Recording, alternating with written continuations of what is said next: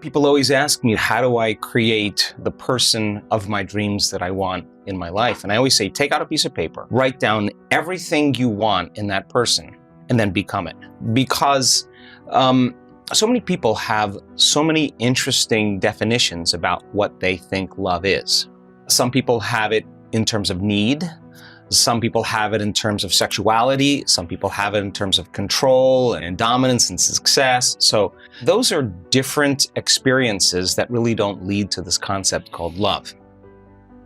How come I can't create the relationship that I want? Let me ask you a question. Would you go out with you? So I have a couple theories about relationships that I think are really important, and I use the same exact principles with my life.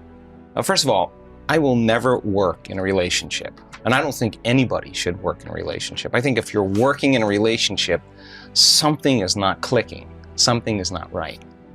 But if you bring your best, and the person that you're with brings their best, and you celebrate your life together, then there's constructive interference, there's growth, there's energy. If you're not there and you need a mirror or a reflection, then it's good to ask, am I missing something? Am I not seeing myself in some way? And then there's a healthy conversation when you invite it. But if you're not invited to contribute your opinion, then it's better off that you don't. So people always say, I want a loving relationship, but what they really want is happiness, really.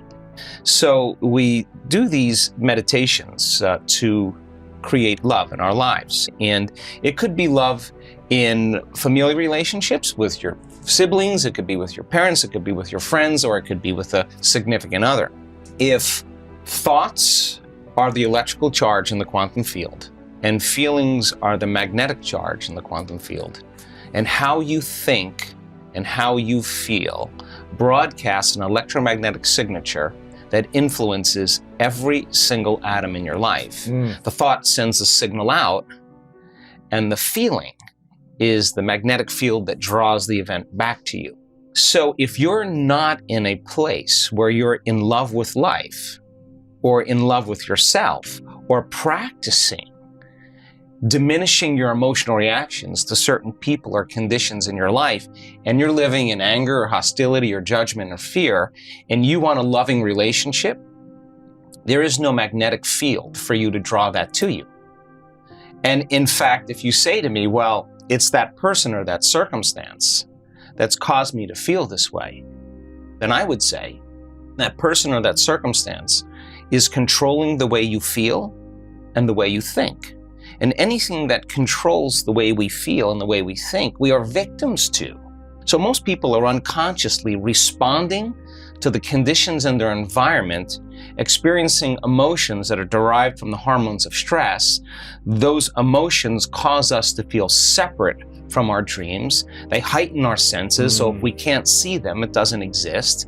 The threat or the danger puts us in emergency mode. Your response to the environment is actually weakening your organism. It's weakening your response, is actually weakening the body.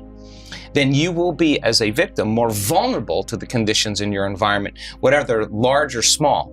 And I'm talking about microorganisms as well. So if you wanted a true relationship where it was fundamentally based on this concept called love, if you could truly begin to practice trading those survival emotions every day for elevated emotions, and you practiced opening your heart, it's a skill that has to take place where you move out of survival. So people say to me, well, I can't open my heart. I can't feel love. And I say, well, what do you practice feeling? Because whatever you practice feeling, you're feeling most of the time. And that feeling could be guilt, but you're so used to it, you wouldn't even know it's guilt. It just feels like you. Are most people practicing a feeling, or are they just reacting to how they feel? They're reacting to their external environment. So if they have an unhappy thought, they feel unhappy. If they have a judgmental thought, it produces chemicals that makes you feel polarized. The stronger the emotions that we feel from the problems and conditions in our life, the more altered we feel inside of us, the more we pay attention to what's causing it outside of us. If you have an event in your life, an experience in your life that has a strong emotional charge to it, and you don't feel like your normal self, you feel this alarm system switch on. you're going to narrow your focus on the cause and the brain's going to take a snapshot. So then what people don't know is that every time they think about that event, they're producing the same chemistry in their brain and body as if the event was occurring. So the highly charged event is actually producing the emotion, and the body is so objective that it doesn't know the difference between the real experience that's creating the emotion and the emotion that the person is fabricating by thought alone. The body's believing. All you need is an image and an emotion, a thought and a feeling, a stimulus and a response, and you're conditioning your body emotionally into the past. The memory's just not in the brain now, it's in the body. So the problem is that it becomes a subconscious program. It's no longer a conscious process. The body has been conditioned into resentment, into unhappiness, into fear, anxiety, whatever it is. So back to our concept of bringing love into your life. So you say to that person, okay, open your heart, and they're going to say, are you kidding me? Yeah. I was hurt. I'm not going to do that. Let me see your cards first. And once I see your cards, then I'll open up a little bit. In that state of survival, the research shows that the long-term effects of those stress hormones are pushing the genetic buttons that are creating disease. The body can't live in emergency mode for that period of time. So in a sense, the person is making themselves sick by thought alone. The problem is now the body is conditioned into the past, and it's the mind. All of this energy is stored in the body, and now the person has to leave their unhappiness and step out into the unknown. They have to get out of the familiar feelings that has defined them. So they'll say, I can't really feel joy. I can't really feel love. And what they're really saying is, I've been conditioning my body emotionally so much into the past that I can't feel anything else other than what I know. People say anger, fear, those are altered states. The survival chemicals are actually knocking your brain and body out of balance. You're out of balance in that moment. And if you keep doing that, the imbalance is now the new balance. And now you're altered emotionally.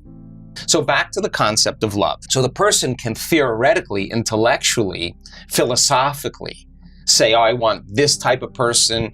She's got to be this way. He's got to look this way. He's got to be like this. And they're basically saying, I want something that represents all the things that I no longer want. And so they're creating with their brain and mind, which is perfect.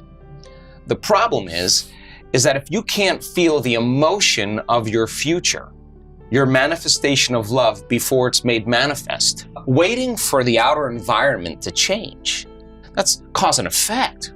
We're waiting for something to happen. If you're feeling the lack and the emptiness, then you're keeping your relationship at arm's length because you don't have the magnetic field to draw to you. So can you teach your body emotionally what the future will feel like before it's made manifest? That means you can't wait for your relationship to feel love. You have to reverse that battleship and understand feeling love and practice getting so present in the moment that you're not anticipating the next moment or trying to predict the future.